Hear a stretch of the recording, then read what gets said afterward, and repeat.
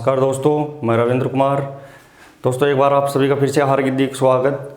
और दोस्तों जो दैनिक अपन ने प्रक्रम चला रखा है उसी को आगे बढ़ाते हुए आज की कक्षा में अपन फिर से जो पिछली क्लास में अपन ने देखा था शरीर की मूलभूत हलचलें, जहाँ से अपन ने को टॉपिक छोड़ दिया था वहाँ से आगे से स्टार्ट करेंगे और फिर इस टॉपिक को पूरा कंप्लीट करेंगे। तो दोस्तों आपको मैं बता दूं कि इम्पोर्टेंट वीडियो है जो आने वाली शारीरिक शिक्षक भर्ती के लिए आपके लिए बहुत ही महत्वपूर्ण साबित होंगे। आप इसको देखते रहिए, आपको इससे बहुत ही फ़ायदा होगा, क्योंकि यहाँ से आपको ज़्यादा गहराई में न जाकर बहुत ही इम्पोर्टेंट फैक्ट टू फैक्ट ही आपको यहाँ पे करवाए जा रहे हैं जो आपके लिए बहुत ही इम्पोर्टेंट साबित होंगे। तो दोस्तों जो कल तक अपन ने लगभग 12 तक अपन ने वो मूलभूत हलचलें कर ली थी, आज अपन अगले नंबर यानी 13 नंबर की शरीर की मूलभूत हलचल आगे पढ़ते हैं। तो अपने 13 नंबर की देखिए कौन सी हलचल होगी जो मूलभूत होगी। तो 13 नंबर पे अपन करेंगे प्रोट्रैक्शन।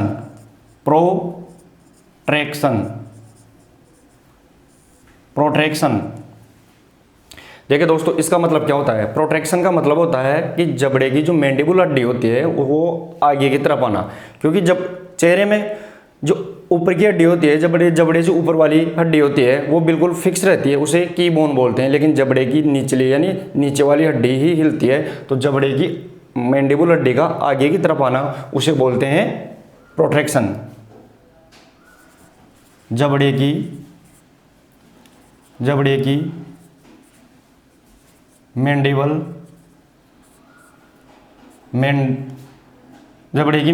हड्डी का आगे आना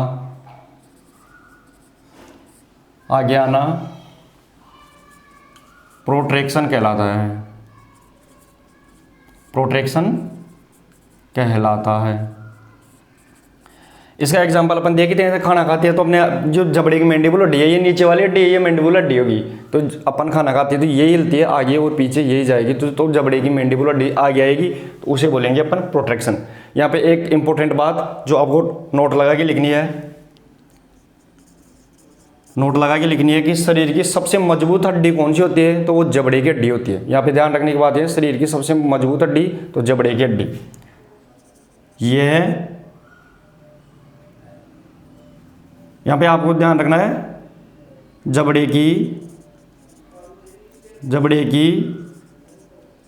मैंडिबल हड्डी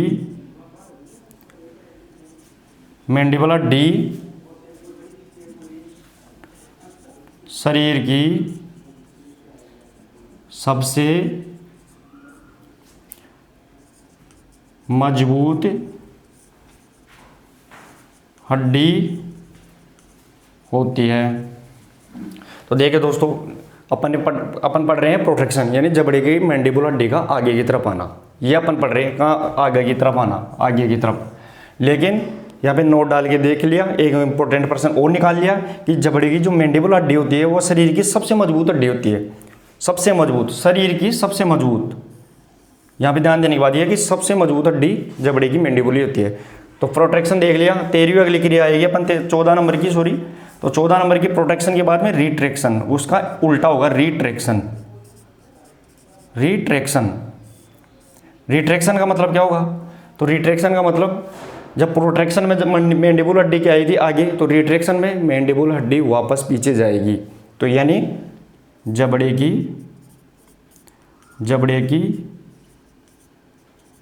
मैंडिबल हड्डी का पीछे की तरफ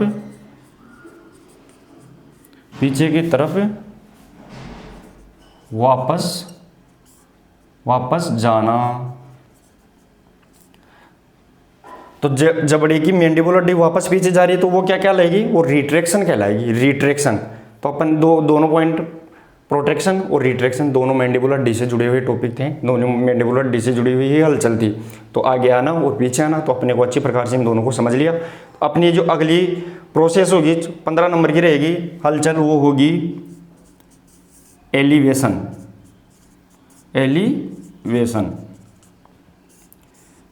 होगी।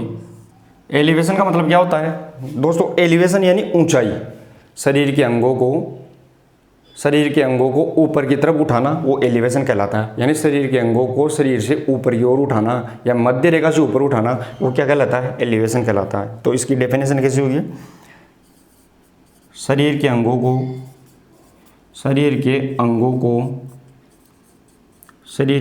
को शरीर से ऊपर उठाना। दोस्तों यहाँ पे ऊपर उठाना, शरीर के अंगों को शरीर से ऊपर उठाना है, नीचे नहीं रखना है, इनको ऊपर की तरफ उठाना, तो वो क्या कहलाएगा? एलिवेशन। लेकिन इसके जस्ट विपरीत डिप्रेशन, शरीर के अंगों को वापस नीचे की तरफ लाना। लेकिन एक बार आप इसको लिखेंगे, इसका स्क्रीनशॉट ले ले, फिर आगे की क्रिया देखते हैं।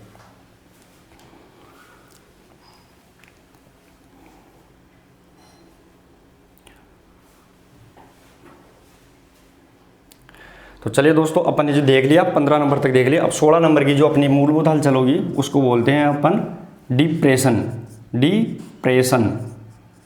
डिप्रेशन यानी अपन ने अभी देखा था एलिवेशन का बिल्कुल जस्ट अपोजिट डिप्रेशन। एलिवेशन में शरीर के अंगों को ऊपर की ओर उठाना, और डिप्रेशन में जब शरीर के अंगों को वापस नीचे की तरफ लेकर आना क्या कहलाता है? डिप्रेशन। मान लो आपने हाथ है ऊपर की तरफ है, लेकिन वापस अपन उसको नीचे की तरफ लेकर आएंगे तो वो कहलाएगा डिप्रेशन, यानी नीचे की तरफ वापस लेकर आना, नीचे की तरफ। इसके अलावा अपनी अगली हलचल होगी 17 नंबर पे। तो 17 नंबर पे कौन सी होगी? अपोजिशन। कौन सी होगी? ओपोजिशन।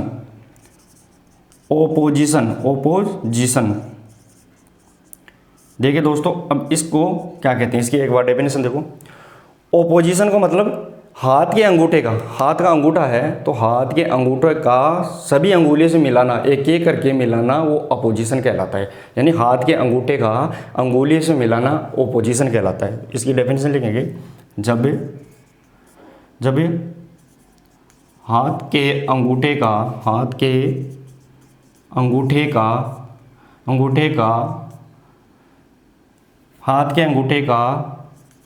से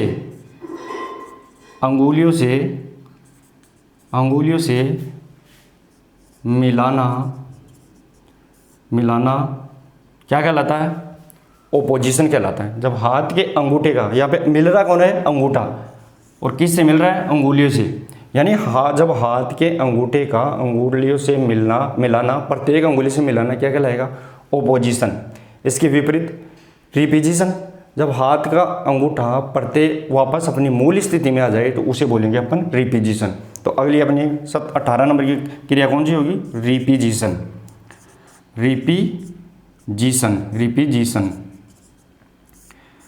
देखिए दोस्तों, रिपोजिशन क्रिया, जो हाथ का अंगूठा प्रत्येक अंगुली से मिल रहा था तो वो ओपोजिशन। लेकिन जैसे ही वापस अंगूठा अपनी मूल स्थिति में, अपन मिलाने के बाद में वापस अपना अंगूठा वापस मूल स्थिति में आ गए तो उसको बोलेंगे अपन रिपोजिशन। तो जब हाथ का अंगूठा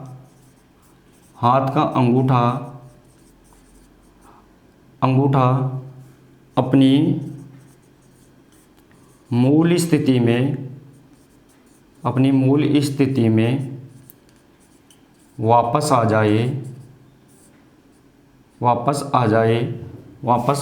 जाए तो उसे रिपोजिशन कहते हैं। उसे क्या कहेंगे? रिपोजिशन कहते हैं। अपन इसका एग्जाम्पल भी देख ही लिया प्रैक्टिकल के आधार पर कि अपना हाथ का अंगूठा है वो वापस अंगुली से मिलके वापस अपनी मूल स्थिति में आ गया तो वो रिपोजिशन कहलाएगा। तो ये अपने 18 नंबर की क्रिया थी। अब अगली क्रिया कौन सी होगी? तो वो होगी रोटेशन। तो एक बार अपन इसको देख लेते हैं, इसको वापस मिटा के अगली क्रिया यानी 18 के बाद में अपन 19 नंबर की क्रिया ले रहे हैं। तो वो कौन सी आएगी? तो वो आएगी रोटेशन।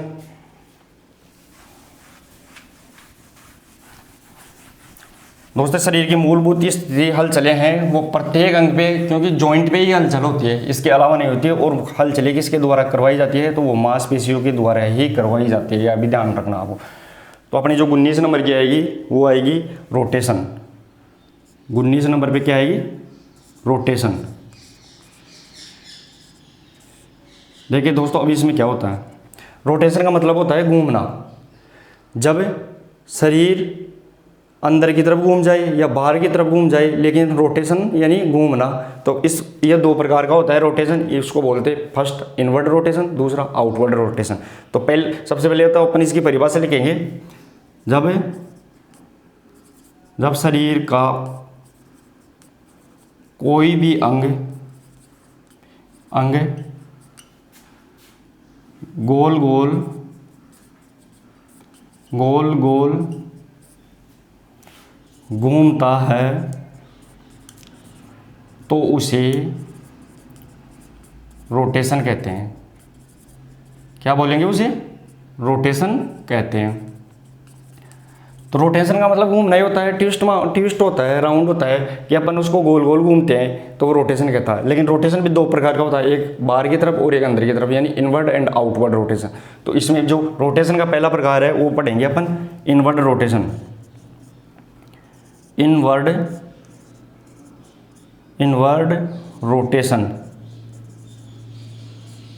रोटेशन।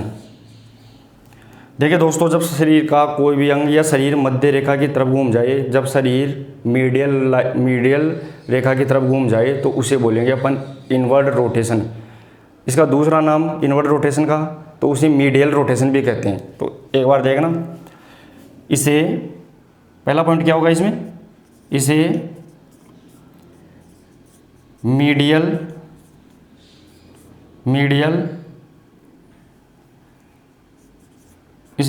रोटेशन भी कहते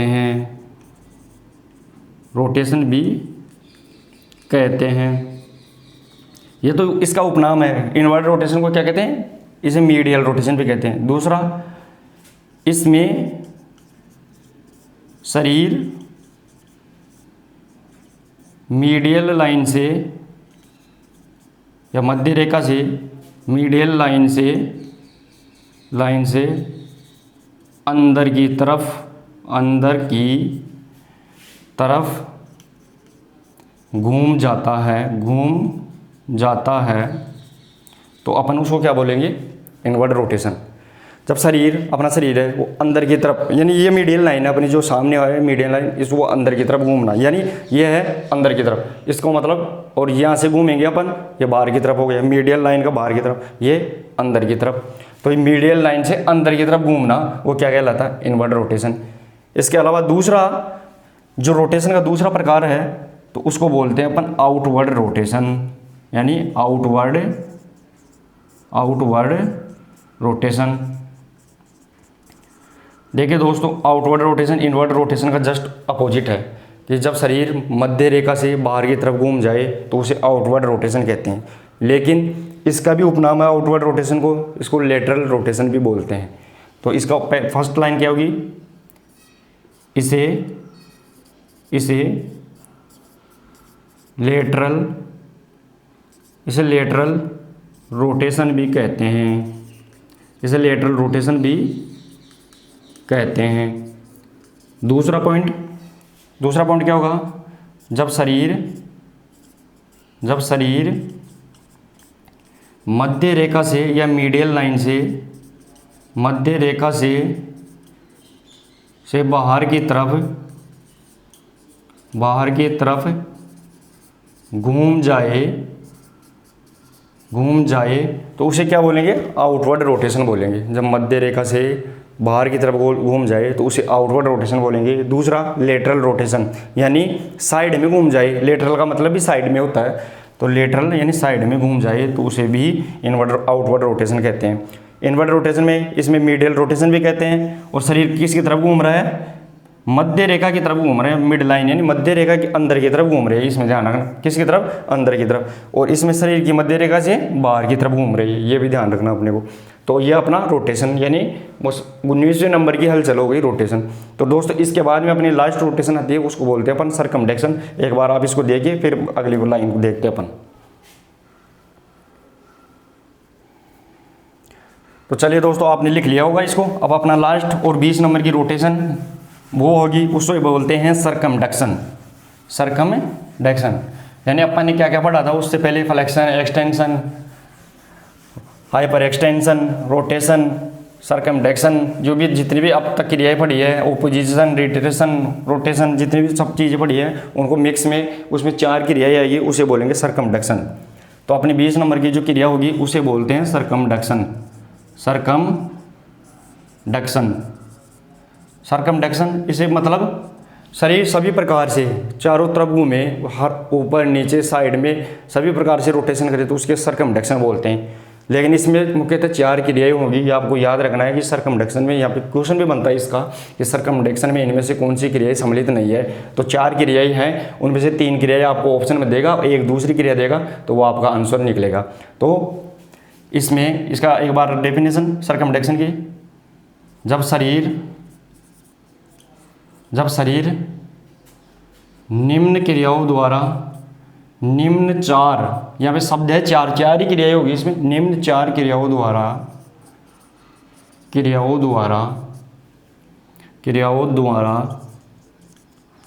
द्वारा गति करता है या घूमता है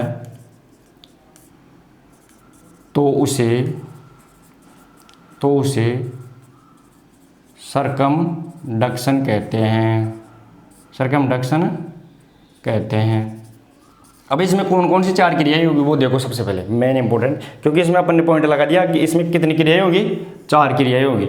जब 4 क्रियाएं एक साथ अपना काम करे तो उसको बोलेंगे सरकमडक्शन। तो 4 क्रियाएं कौन कौन सी होगी तो वो देखते हैं अपन 4 क्रियाएं। तो उसमें पहली क्रिया कौन सी होगी, तो इसमें फर्स्ट क्रिया होगी फ्लेक्शन। अपन ने पढ़ा था शुरुआत में कि 2 हड्डियों के बीच कोण का कम होना फ्लेक्शन कहलाता है। तो फर्स्ट क्रिया कौन सी होगी, फ्लेक्शन, यानी इसमें फ्लेक्शन क्रिया होगी। तो अपन 2 हड्डियों के बीच में कोण को कम होता है तो उसे क्या बोलेंगे, फ्लेक्शन। तो फ्लेक्शन की क्रिया भी सरकमडक्शन में होगी। दूसरी एक्सटेंशन, फ्लेक्शन और एक्सटेंशन।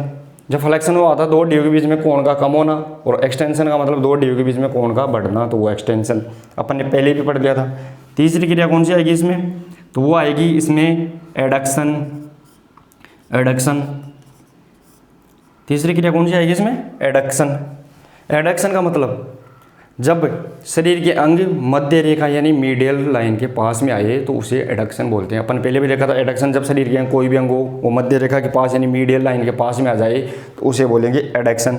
और चौथी और लास्ट क्रिया इसमें आएगी वो होगी एबडक्शन। एबडक्शन यानी इसका उल्टा, जब शरीर के कोई भी अंग मध्य रेखा यानी मीडियल लाइन से दूर की तरफ जाए तो उसे बोलेंगे एबडक्शन। यानी शरीर के कोई भी अंग मध्य रेखा से दूर की तरफ जाए तो उसे बोलेंगे एबडक्शन। तो 4 क्रियाएं मिलकर फ्लेक्शन, एक्सटेंशन, एडक्शन और एबडक्शन, ये जब चारों क्रियाएं मिलती है तो उसको अपन क्या बोलेंगे, तो उसको बोलेंगे अपन सरकमडक्शन। यहाँ पे ध्यान देने की बात यही है कि पर्सन अगर इस मामले में पुटअप होगा तो ऐसे ही पूछेगा कि इन सरकमडक्शन में निम्न में से कौन सी क्रिया नहीं है। तो अपन को जैसे मान लो ये 3 क्रियाएं दे दी और एक एबडक्शन की जगह अपने को रोटेशन दे दिया, तो उसमें क्या होगा, वो क्रिया इसमें शामिल नहीं होगी, क्योंकि फ्लेक्शन होगा, एक्सटेंशन होगा, एडक्शन होगा, एबडक्शन होगा। तो ये 4 क्रियाएं मिलकर ही सरकमडक्शन का निर्माण करती है। तो दोस्तों शरीर की मूलभूत हलचलें अपन ने लगभग पूरी देख ली है। अब अपना जो अगले वाला टॉपिक होगा वो होगा जॉइंट्स पर, यानी जॉइंट्स पर मांसपेशियों की हलचलें। प्रत्येक जॉइंट पर मांसपेशियाँ कैसे काम करती हैं, जैसे कंधे के जॉइंट पर, एल्बो के जॉइंट पर, या अपने कमर के जॉइंट पर, घुटने के जॉइंट पर, जितने भी जॉइंट्स हैं उन पर मांसपेशियाँ किस प्रकार कार्य करती हैं। क्योंकि कार्य में अपन ने पहले ही देख लिया, फ्लेक्शन, एक्सटेंशन, रोटेशन, सरकमडक्शन, जितनी भी क्रियाएं हैं वो सब आपने पढ़ ली, यही होगा। लेकिन इनको करवाने में, क्रियाओं को करवाने में कौन कौन सी मांसपेशियां सहयोग करती हैं उनके बारे में पढ़ेंगे। तो जॉइंट्स पर मांसपेशियों की हलचलें हैं वो किस प्रकार होगी वो इस अगले टॉपिक में देखेंगे। लेकिन एक बार आप इसको क्लियर कीजिए।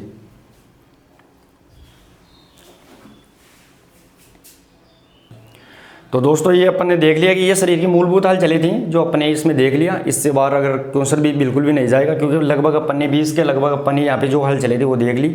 और इसके बाद में जो अगला टॉपिक होगा अपना वो होगा जॉइंट्स, यानी जॉइंट्स पर मांसपेशियों की हलचलें होगी, वो अगला टॉपिक होगा। लेकिन इससे पहले कि आपने अगर चैनल को सब्सक्राइब नहीं किया तो सब्सक्राइब कर लें, वीडियो को लाइक करें, शेयर करें, क्योंकि यहाँ पे आपको जितने भी टॉपिक रहेंगे वो बहुत ही इंपॉर्टेंट होंगे। मैं विश्वास दिलाता हूँ कि जितने भी यहाँ पे क्लासें ली जाएगी इस चैनल पर, वो आपके लिए एक अमृत के समान बहुत ही इंपॉर्टेंट यानी महत्वपूर्ण साबित होगी, क्योंकि यहाँ पे जितने भी फैक्ट है वो एग्जाम के दृष्टिकोण के यानी मद्देनज़र रखते हुए ही आपको यहाँ पे करवाई जा रही हैं। एक भी फालतू की चीज़ इसमें नहीं होगी। तो दोस्तों अगला टॉपिक अपनी अगली क्लास में देखेंगे, तब तक के लिए धन्यवाद।